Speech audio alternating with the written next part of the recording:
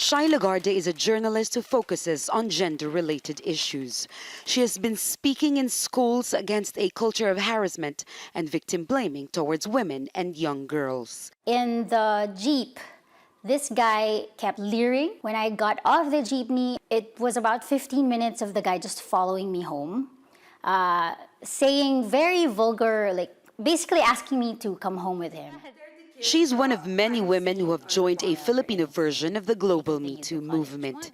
Iha Ako, which means I'm a girl, was created after a Facebook message posted by staff at a police station in June told women to dress modestly to avoid getting harassed. Despite having one of the highest number of female executives in the world and 2 female presidents in the past, it remains to be the only country globally where divorce is still not recognized and where the age of sexual consent is still at 12 years old, one of the lowest in the world.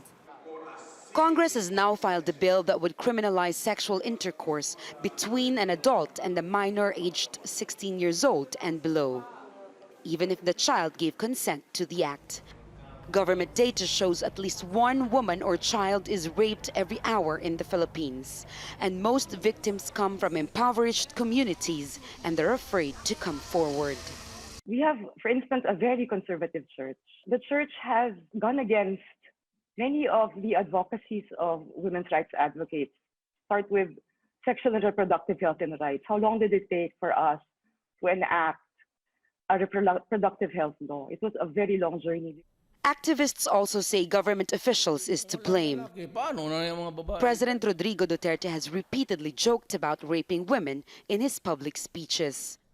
Even recent laws like the Safe Spaces or Bawal Bastos Act recognized as unacceptable and in fact prohibited and punishable. On the legislative front, we must continue our oversight on the implementation, because also sexual harassment is certainly a byproduct of the broad rape culture.